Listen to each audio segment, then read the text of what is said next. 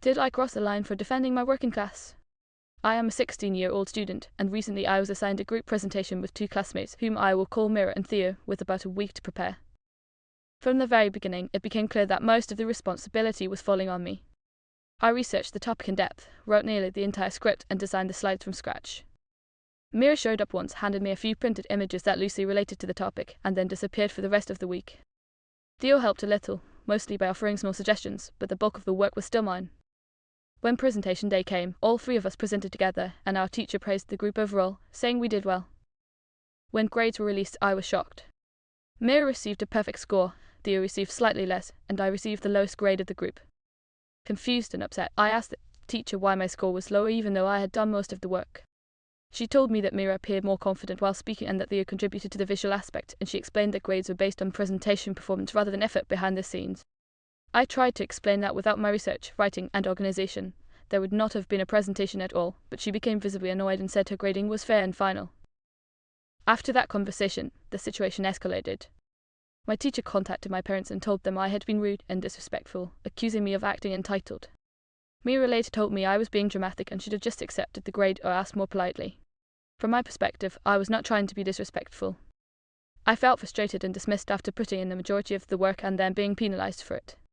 I am still struggling to understand how doing the most work resulted in the lowest grade, and whether standing up for myself in that moment truly made me the one in the wrong. Was I wrong for calling my child out when a medical crisis changed everything?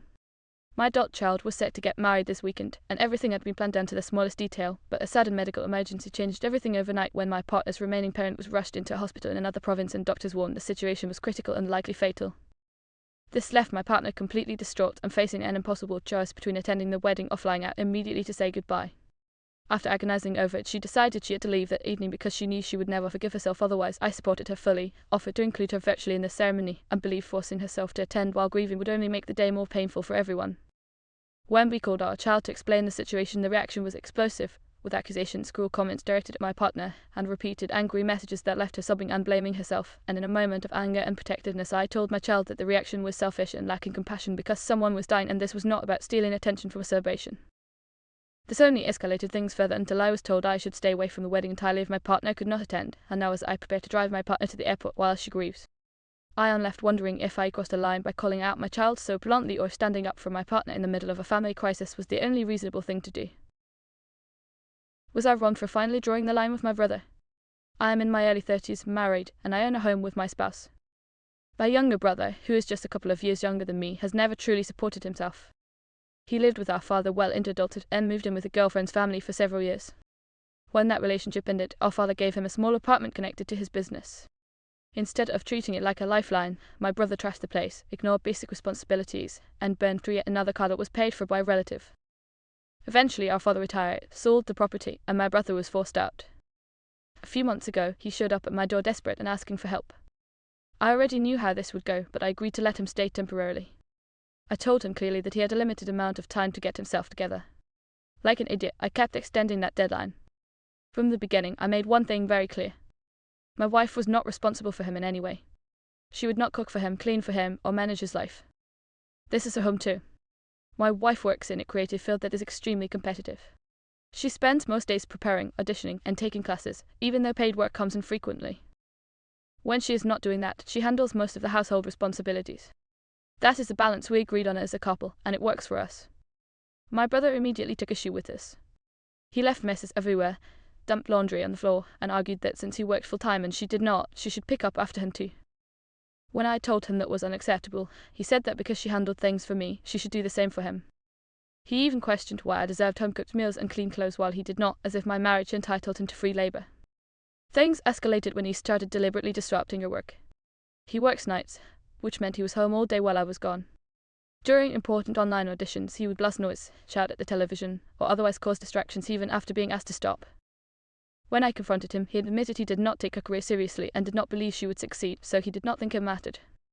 While he listened to me when I was present, he completely ignored her boundaries when I was not, to the point that she was breaking down in tears in her own home. That was the final straw. I told him he had to leave.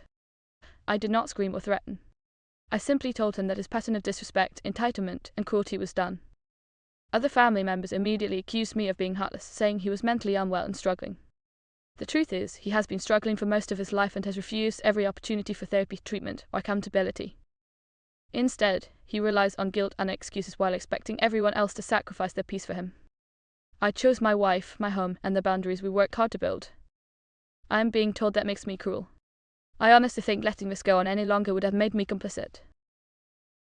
Was I wrong for feeling hurt by a joke about my late parent? I am a 22-year-old woman, and I lost my parent unexpectedly about 9 months ago. The death hit me hard, not just because it was sudden, but because our relationship had always been complicated. There were unresolved conversations, lingering emotions, and no real sense of closure.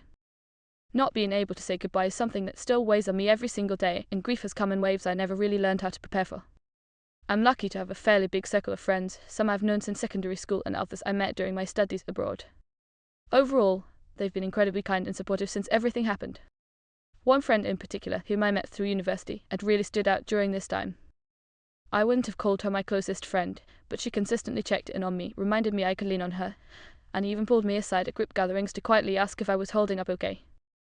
Because of that, I genuinely trusted her intentions and felt safe around her.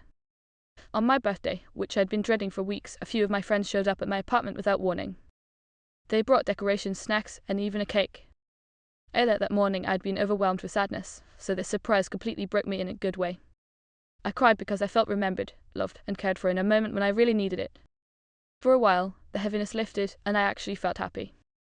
That feeling lasted until we started opening presents. I opened a couple of small gifts first, thanked everyone, and then reached for a large box from that university friend. Everyone seemed excited, which made me smile as I opened it. Inside was a sweatshirt and a coffee mug, both printed with a phrase in big, bold lettering that made a joke about not having a living parent. The words hit me like a punch to the chest. I froze, laughed awkwardly out of shock, then excused myself to another room because I felt like I couldn't breathe. Not long after, I told everyone I wasn't feeling well and ended the night early. As people were leaving, that friend brushed past me and said something like, "It was meant to be funny," in an irritated tone. I barely slept. The next morning, I woke up to messages from a few friends saying she hadn't meant any harm and that I shouldn't take it the wrong way. Then I opened her messages. She had sent multiple long texts explaining that the gift was meant to lighten the mood, that humour was a way of coping, and that I had embarrassed her by reacting the way I did. One message in particular made my stomach drop. She said that by now I should have accepted my parents' death, that being unable to joke about it meant I was holding myself back, and that my grief was starting to damage my friendships. Reading that made me feel sick and ashamed, like my pain had an expiration date I somehow missed. It made me question myself in ways I hadn't before, whether I was being too sensitive, whether I was wrong for not finding humour in something so raw, and whether I was somehow failing at grief. Now I can't stop wondering if I'm actually in the wrong for feeling hurt, or if I'm being unfair for not appreciating a gift that was supposedly meant with good intentions. Was I wrong for refusing shared meals while expecting a baby? I'm a woman in my early 30s who's expecting a baby, and my partner and I live in a small duplex next door to some close relatives. To help us cut costs, they often cover groceries and prepare dinner for all of us, which I do genuinely appreciate, especially with a child on the way and expenses piling up. The issue is that one of them is extremely rigid and controlling about food. He only eats a handful of very plain dishes, things like unseasoned poultry with starch, meat cooked in excessive fat, and shelf-stable vegetables, and once he decides he likes something, we end up eating it over and over again every week. Any suggestion to switch things up is immediately dismissed with comments about how it's simpler or better this way. He also insists that certain ingredients make him feel ill, but only when he knows they're there. If he doesn't know, he praises the meal and asks how it was made. Since becoming pregnant, I've developed intense food aversions, and most of the meals he prefers now make me nauseous just to look at. When I decline to eat something, he brushes it off by saying I've eaten it my whole life or that I used to like it. The truth is, I never did. I just ate what was put in front of me growing up because I didn't have a choice. Another relative asks me each week to help plan dinners, and I try to suggest meals I know I can tolerate. Every time, those ideas are rejected for being too difficult, too costly, or because the ingredients are supposedly impossible to find. I've even offered to do the cooking myself if they'd just pick up what's needed, complete with a clear list, but it always circles back to the same limited rotation because anything different is able too much trouble. Even though all four of us rotate cooking between our homes, it doesn't really matter who's at the stove. If the meal isn't exactly to his liking, he complains the entire evening about how it's wrong or how it should have been done differently. This has been going on for as long as I can remember. When I was younger, even ordering food outside the house meant everyone had to get the same thing because it was easier, right down to the toppings, and I was expected to just accept it. Now, when I turn down meals I can't stomach, the other relative gets upset and insists they're doing their best to help us. I understand their intention, and I'm not asking for extravagant or expensive dishes. I'm just asking for small changes, basic seasoning, a different cooking method, or some variety so I can actually eat without feeling sick. A recent example was a plant-based dish where I asked if the meat could be cooked and seasoned beforehand instead of prepared in the bland way he insisted on, and that request was shut down immediately. At this point, I am left wondering if I'm being unreasonable for wanting food I can tolerate while pregnant, or if it's fair to finally push back. Was I wrong to want my child's clothes kept just for her? My daughter started preschool last week, and like most parents, I was given a list of things to send with her. The teacher asked for pull-ups, wipes, and a full change of clothes in case of accidents. I made sure to send a generous supply of pull-ups, a brand new unopened pack of wipes, and a clean outfit that I knew fit her well and was comfortable. I wanted to be prepared and make things as easy as possible for the classroom. When I picked my daughter up a few days later, I noticed something that immediately unsettled me. Only the pants from a spare outfit were in her cubby. The shirt was missing. As I was leaving, I saw another child from her class wearing that exact shirt. I recognized it right away because it was one of the few nicer tops my daughter owns. In that moment, my stomach dropped. I want to be clear that I understand preschool classrooms often need to share supplies. If another child needs a pull-up or wipes, I truly do not mind my daughter's being used. I know not every family is able to provide those things consistently, and I am more than willing to send extra if it helps another child get through the day comfortably. That part does not bother me at all. What does bother me is her clothing being shared. Clothes are expensive, and my daughter does not have many to begin with. If a shirt gets sent home on another child, there is a real chance it never comes back. Even if it does, it could come back stained and damaged, or not at all. I simply cannot afford to replace clothing that disappears, and it worries me knowing something meant specifically for my child is being treated as communal property. I am now debating whether to speak to a teacher the next time my daughter goes to school. I want to politely explain that while I am happy to share consumable items like wipes and pull-ups, I am not comfortable with my daughter's spare clothes being used for other children. I do not want to sound unkind or difficult, but I also feel like it is reasonable to want my child's belongings to remain hers. I keep going back and forth, wondering if saying something would make me seem selfish or uncooperative, even though the thought of losing more of her clothes genuinely stresses me out. All I want is to protect what little she has without causing conflict. Would I be wrong for bringing this up? Am I wrong for refusing to take responsibility for my sister's life? I am a 24-year-old man working in campus technology services at a large college. My younger sister Maya is 20 years old and started studying at the same school last fall. She moved out of our parents' house and into a shared rental with two friends, while our parents live several hours away. I love my sister, but she has always been a bit sheltered and emotionally younger than her age, largely because our parents have always stepped in to manage things for her. When Maya chose this school, our parents immediately told me they expected me to keep an eye on her. They were convinced she would get into trouble, start drinking heavily, date the wrong person, or make reckless decisions. I told them I would check in occasionally and make sure she was okay, but I was not going to monitor her or report on her daily life. Despite that, they regularly called me asking what she was doing, who she was with, and whether she was behaving herself. Every time, I told them she seemed fine and that they should speak to her directly. For months, nothing major happened. Maya seemed happy, upbeat, and excited about school. She mentioned the occasional roommate disagreement, but nothing out of the ordinary. At the start of the new year, she decided to launch a small cookie business through social media. It was meant to be a fun side project. Last week, however, she called me in tears because she had accidentally caused a kitchen fire. She had put cookies in the oven, fell asleep, and her alarm did not wake her. When she realized what happened, the cookies were burning and caught fire. In her panic, she dropped the tray, and the fire department was called. No one was hurt, but the kitchen floor and part of the wall were damaged. Insurance and her security deposit are covering the repairs. I stayed on the phone with her, calmed her down, and helped her communicate with the landlord. When our parents found out, they completely unraveled. They said this proved Maya could not be trusted to live independently and insisted she move in with me so I could supervise her. I live with my partner, as she is 4 months pregnant with our first child. We technically have a spare room, but our lives are already in a period of major change, stress, and preparation. More importantly, I do not believe moving Maya in with us would help her grow into a capable adult. My parents refused to see my side. They said it was my responsibility as her older brother to take care of her and that they could not relax knowing she lived on her own unless she was under my roof. They are convinced she will make another dangerous mistake and seem genuinely terrified, but I see this as a painful lesson she has already learned from. People mess up, especially when they are young, and that does not mean they need to be supervised like a child forever. The conversation turned into an argument, and I finally told them I am not willing to parent my adult sister or put my own growing family on hold to manage her life. Since then, I have been left wondering whether I was too harsh, or whether setting this boundary was the right thing to do. Was I wrong for wanting quiet in my builder's shared hallway? I live in an apartment building and one of the nearby residents recently had a newborn.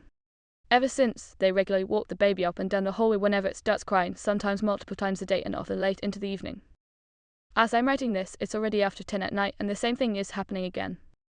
The crying echoes through the hallway and carries straight into the surrounding units, including mine. I deal with several long-term health issues and I also work remotely from home, so consistent noise has a real impact on my ability to function, rest, and do my job. After weeks of this, I feel completely worn down.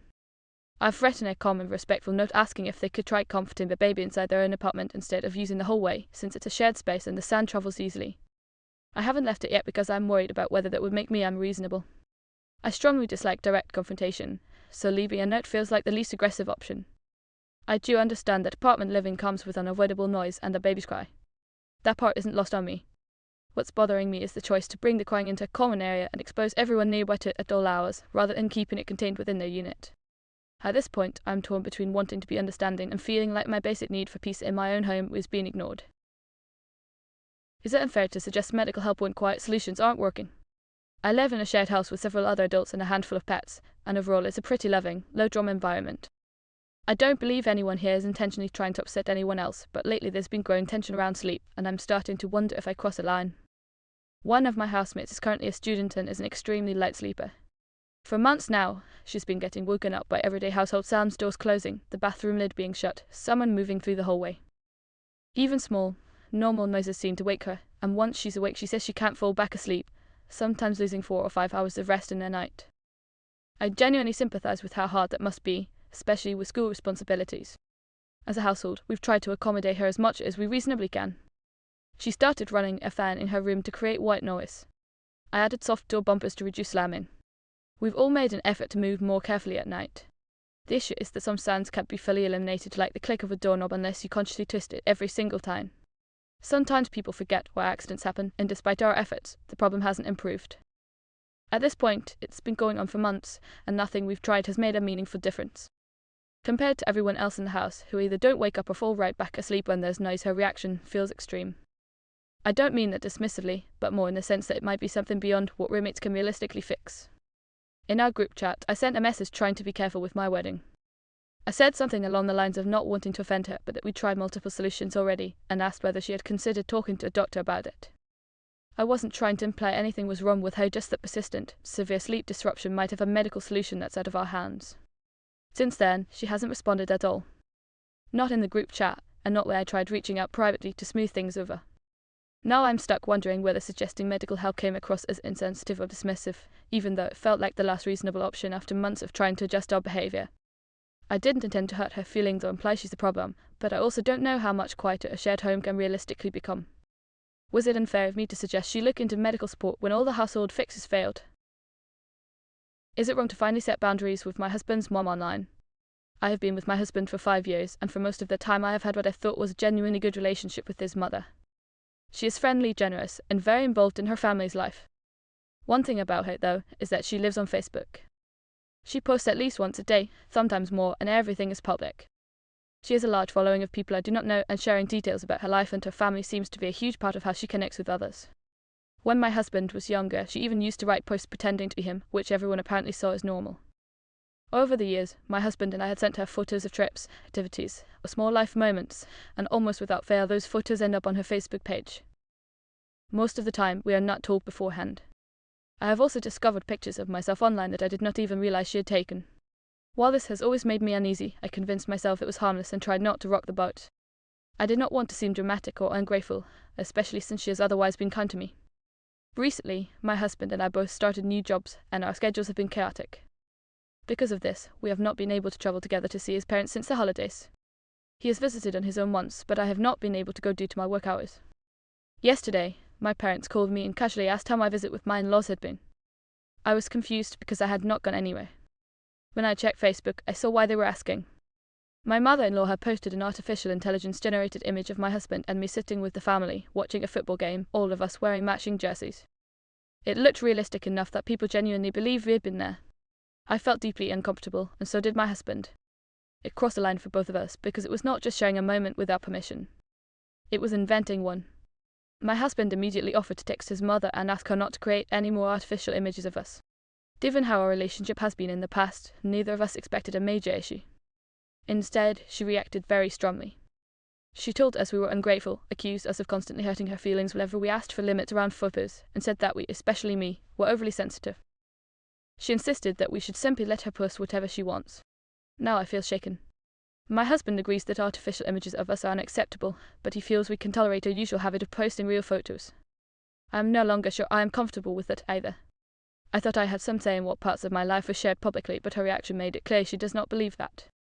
I am left wondering whether I would be wrong to start clearly telling her that I do not want my image shared online except for rare, reasonable family photos, even if that upsets her. Was I wrong for refusing to keep feeling too independence? I am a 20-year-old woman living at home with my family, and I am honestly torn between guilt and relief over what just happened.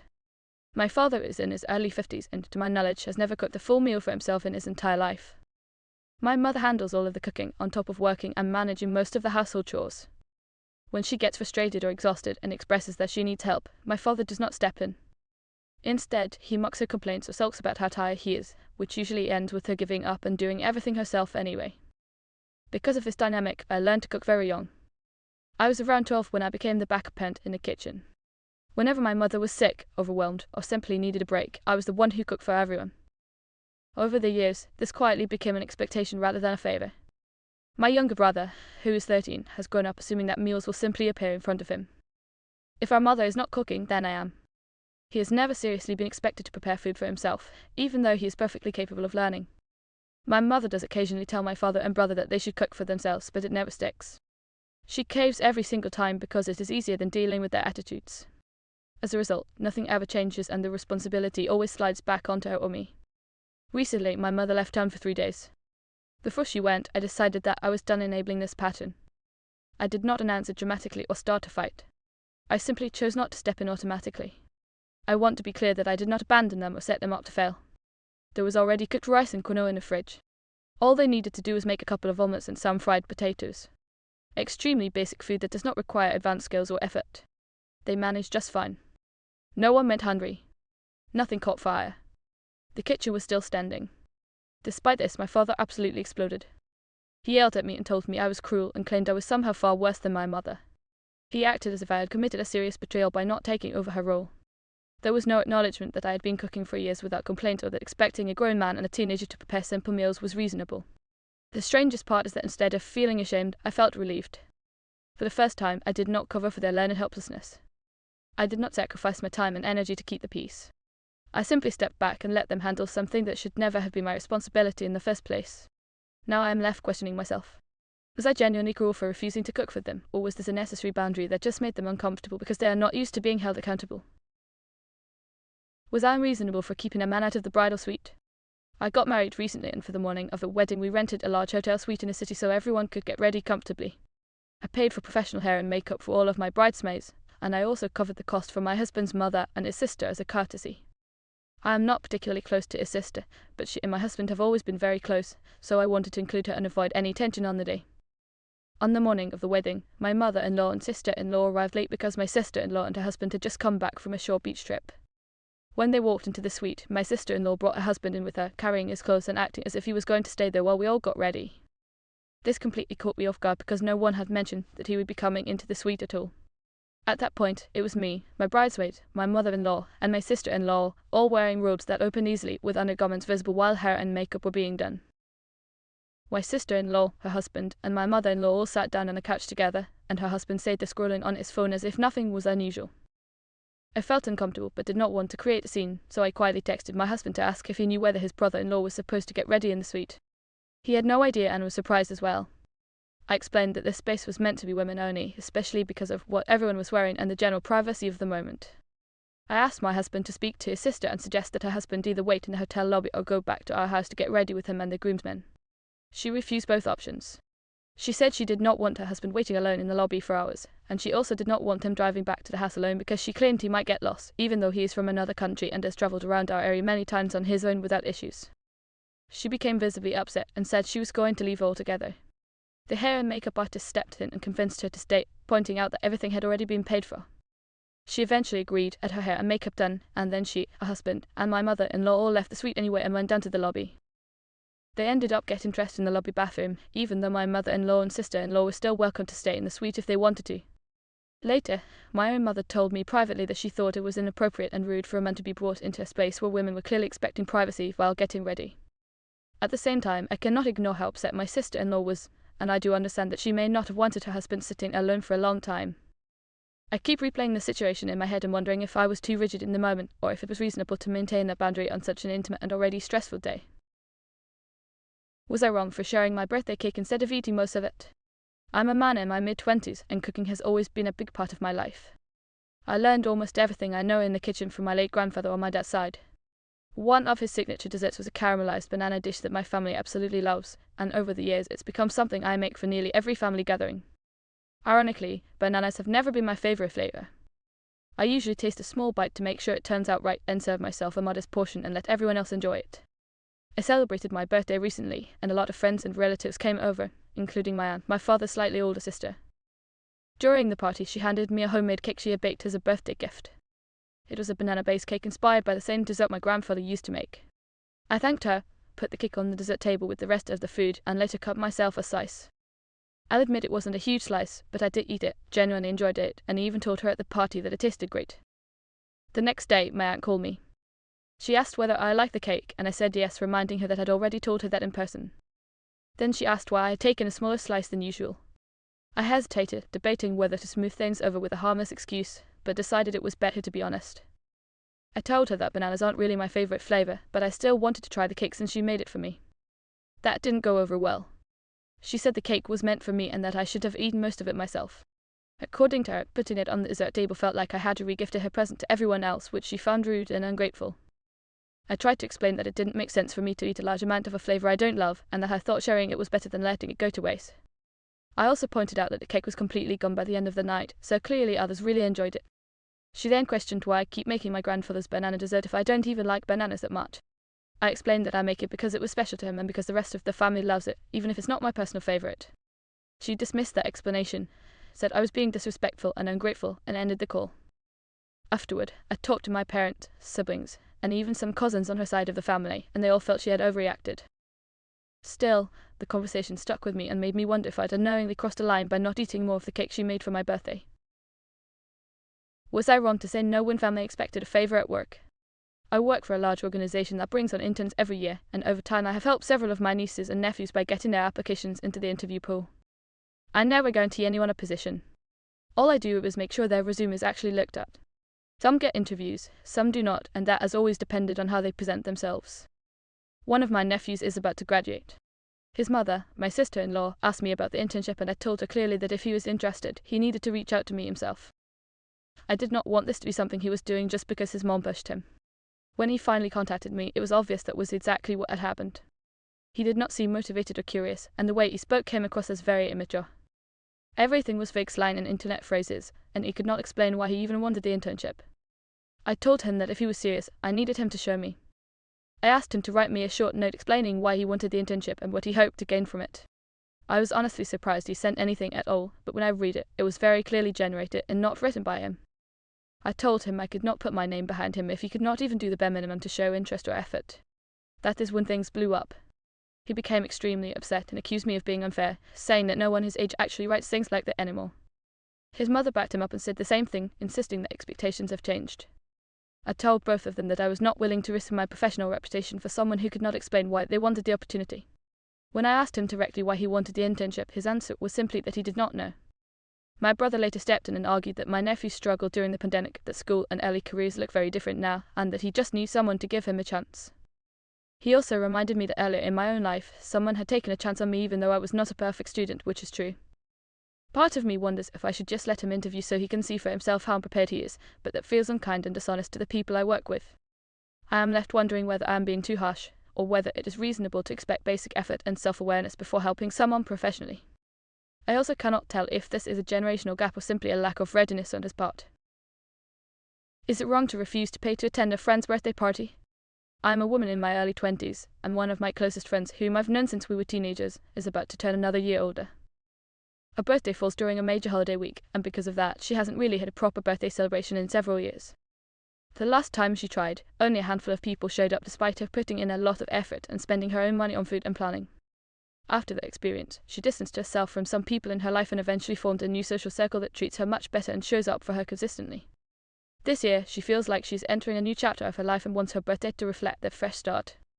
She told me she planned to go all out even though it isn't a milestone age. She once catered food from her favourite spot, decorations with a fantasy ocean theme inspired by a costume she recently made, and even a live entertainer she really loves who performs at private events. I was fully supportive of the idea at first and encouraged her to celebrate in a big way because I know how much it means to her. That changed when she broke down the costs. The performer alone would cost several $100s. The food would add a few hundred more depending on the guest list, and while she planned to save money on decorations by making them herself or reusing items, the total would still land close to 4 figures. Knowing her, I'm confident the party would be beautiful and well organised because when she hosts something, she truly goes all in. The issue came up when she told me she wanted to charge guests an entry fee around $20 per person in order to help cover the cost of the entertainer. She asked for my honest opinion. I've always been very direct with her, and she's explicitly told me in the past that she wants blunt honesty from me, even if it's uncomfortable. So I told her flat out that I thought it was a terrible idea. From my perspective, people generally expect birthday invitations to be free, and any money guests spend should go toward a gift, not toward funding the event itself. She reacted very strongly, called me names, and asked me to leave before things escalated further. Later, her mother reached out to me and said that whatever I said had deeply upset her and that I should apologize. I don't feel like I was trying to hurt her. She asked for my opinion and I gave it honestly. Now I'm questioning whether my honesty crossed a line or if I was simply being realistic about what guests would be willing to do. Was I wrong for asking a stranger to stop recording me at my gym? I'm a man in my early 30s who goes to the same fitness center most weekday mornings before heading to my office job, and while it's not some influencer-heavy gym, people do occasionally film their workouts. There are posted rules saying members shouldn't record others without permission, but enforcement is pretty inconsistent. A month or so ago, a woman I'll call Lauren started setting up a tripod near the functional training area, and at first I didn't think much of it since I wasn't trying to micromanage how anyone else trains. Over time, though, I started noticing that I was repeatedly ending up in the background of her videos, especially because she was angling her phone toward the mirrors, which reflected a wide section of the gym floor. One morning, I realized I could literally see myself moving through the frame on her phone screen while walking past, and even though I don't think she was intentionally filming me, I really didn't like the idea of being captured half awake, sweaty, and unprepared in someone else's content. The first time I addressed it, I kept things light and waited until she finished the set before mentioning that I seemed to be in the background and asking if she could adjust the angle. She sighed, shifted the tripod slightly, and said she was just trying to check her form. About a week later, the same thing happened again, and this time I was more direct, telling her I wasn't comfortable being in her recordings and asking her to keep the camera tied or pointed away from shared areas. She got irritated and told me that if I didn't like it, I should work out somewhere else because it was a public space. That response frustrated me, and I told her it wasn't a public place but a private gym and that I wasn't the one recording people. After she brushed me off and walked away, I went to the front desk to clarify the policy. Staff explained that filming is allowed, but members are expected to adjust if someone doesn't want to be included, and that they can intervene if it keeps happening. Since I had already tried addressing it myself twice, they went over and spoke to her.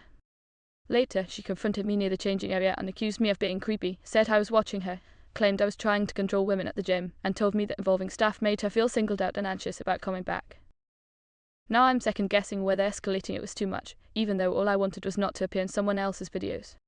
I understand how going to staff can feel like a big step, but I also feel like I ran out of options, and I'm genuinely unsure if I handled this badly. Was I wrong for not wanting to share my food after she said she didn't want any? I'm a man in my late 20s, and recently my girlfriend and I decided to go out for a movie night together. There was a special theatrical re-release of a very long fantasy film playing in our city, and we do not live together, so it felt like a fun excuse to spend an evening out. Right next to the theatre is a restaurant that I absolutely love, mostly because they make one specific dish that I rarely treat myself to. It is a special style of fries cooked in beef fat topped with herbs, bacon, green onions, and served with an incredible hot sauce. You can order a small portion meant for one person or a much larger portion meant for 2 people for only a little extra money. Before the movie, I asked if she would be up for going to this place afterward because I was really craving those fries. At the time she agreed, but she did not realize the movie would be close to 4 hours long. By the time it ended, it was around 10 at night, and she said she was exhausted and wanted to head home instead. I told her that was completely fine and asked if she minded if I quickly ordered my fries to go. She said she did not mind at all. I then asked her twice if she wanted anything for herself, including fries to share, and both times she very clearly said no and told me she was not hungry. Because of that, I ordered the small portion meant for one person. When we went to pick up the food, she smelled it and immediately said it smelled amazing and asked if she could have a few. I had no issue with that at all and happily let her try some. After that, she suggested that we sit outside the restaurant and eat the entire portion together. I told her no, explaining that I had asked her multiple times if she wanted any before ordering, that I would have gladly ordered the larger portion if she had said yes, and that the smaller portion was something I had really been looking forward to eating myself. I said that I was okay sharing a few bites, but I did not want to split the whole thing. She got upset and told me I was being selfish and refusing to share my food, I admitted that I was being selfish in that moment, but said I was being honest and that I had communicated clearly beforehand. She eventually cooled down, but the next morning she brought it up again and said that next time I should just share anyway. I told her I am usually more than happy to share food, but in situations like this, I felt she needed to be clear about what she wanted before I ordered. That led to her getting upset again, and now I am wondering if I handled the situation poorly or if my expectations were reasonable. Should I stop going out late to keep the peace at home? I am in my early 20s and currently share a rental with my mother. About once a week, usually toward the end of the week, she hosts my sister's young daughter for a sleepover to give my sister some time to herself. It is a routine everyone seems comfortable with, and it has been happening for a while. I work full-time with evening hours, and after every shift I go straight to the gym. Exercise is a big part of my routine, and I am training for a personal goal later this year, so consistency matters to me. I usually get off work around the late evening and make it home roughly an hour and a half later, depending on traffic. The issue is that whenever I come home, my mother's dog barks loudly. He always does this when anyone enters the house. On nights when my niece is sleeping over, the barking sometimes wakes her up. If that happens, I make sure to reassure her that it is just me so she does not get scared, and she usually falls back asleep without much trouble. My mother has asked me to skip the gym on the nights my niece stays over so that I come home earlier and avoid waking her. I told her I do not think that is a reasonable request. From my perspective, being woken briefly by a barking dog on a night when she does not have school the next day is not a major issue. I also pointed out that the dog is not mine, and the barking is not something I am doing intentionally. I explained that I do not want to cut back on my gym sessions, especially since I only have one day off a week and am working toward a goal that requires regular training. My mother feels that I am being selfish and unwilling to accommodate the family, while I feel like I am being asked to give up something important to me to solve a problem I did not create. Now there is tension between us, and I am wondering whether standing firm on this boundary was fair or if I should have been more flexible. When the quiet one finally says no, is that a betrayal? I am 19 and the youngest person in my family by several years, with the next closest sibling already well into their mid-20s.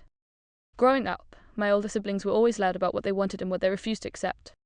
Family dinners regularly turned into arguments, and long emotional conversations with our parents were the norm. There was always tension in the air, always something being negotiated or fought over. I learned very early that I was different. I did well in school, stayed out of trouble, and tried as hard as I could to make things easier for everyone. I did not ask for much, and I rarely pushed back. Over time, my parents started calling me the easy one. They meant it as a compliment, something to be proud of. Compared to my siblings, I was low maintenance, adaptable, and calm. But being easy slowly became my role instead of a choice. If plans changed at the last minute, I was expected to adjust. If someone needed help, I was the first person asked because I would not complain. If emotions ran high, I was told to let things go because I was mature enough to handle it. My flexibility stopped being appreciated and started being assumed. Recently, my parents planned a family trip during a week I had already said I could not take off from my part-time job. I reminded them that I had mentioned this before. They brushed it off and said they thought I would figure something out like I always do. That comment hit harder than they realized. It made it clear that my availability had never actually been considered. For the first time, I said I could not make it and that I would not be going. The reaction was immediate disappointment. They told me it was supposed to be special time together and asked why I could not just adjust this once. No one stopped to ask why my schedule was ignored in the first place. Instead, I was treated like I had suddenly changed into someone unrecognizable. But it does not feel like I changed at all. It feels like I finally stopped bending automatically. I'm realizing how much I have been shrinking myself to keep things peaceful and how uncomfortable everyone becomes when I do not do that anymore. I am still kind. I am still responsible. I just want to be considered too. Now I am left wondering if wanting to stop being the easy one makes me selfish, or if it just means I am finally standing up for myself. When you clear the snow yourself, does anyone else get the spot? I am in my late 20s and have lived in the same small mixed-use building for several years. Until recently, winter was never an issue here. The previous owner always made sure snow was cleared quickly, so I never even owned a shovel. Last spring, the building was sold, and the new owner has taken a very hands-off approach to maintenance. That did not matter much until we were hit with a heavy snowstorm that dumped well over a foot of snow overnight, and days passed with no pine or clearing at all. Knowing the snow would eventually freeze solid, I walked to a nearby store, bought a shovel, and spent a long time digging out my car. I also cleared a wide path across part of the parking area so I could actually pull out and leave. There's no officially assigned parking, but everyone who lives there has parked in the same general spots for years, so it is very obvious who usually parks where. I ran a couple of quick errands and was gone for about an hour. When I came back, another car was parked directly in the space I had cleared. It was technically the only usable spot, but it only existed because of the work I had just done. I had no intention of digging out another place, so I parked behind that car instead. I had an online meeting starting soon and did not feel like going door to door trying to figure out whose guest it was, especially since there are only a few residential units and the businesses downstairs were closed. While I was in the meeting, someone started banging on my door. I ignored it at first, but they kept coming back every few minutes. Once the meeting ended, I opened the door to find an extremely angry woman demanding that I move my car immediately and yelling about how long she had been stuck. I told her I had cleared the spot myself and had nowhere else to park. As I went outside to move my car, one of my neighbours joined in. He said I should have asked around to coordinate when people needed to leave so we could decide who parked behind whom.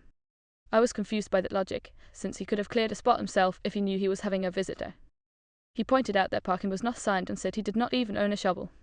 The argument dragged on, and eventually everyone went their separate ways. Before leaving, my neighbour told me he used to think I was quite unrespectful, but now he claimed he had seen my true character. I did not feel like I had done anything unreasonable, but now there is obvious tension where there was none before. I still feel like I was justified, but I cannot help wondering if standing my ground over a snow-cleared parking spot was worth creating bad blood with people I live next to.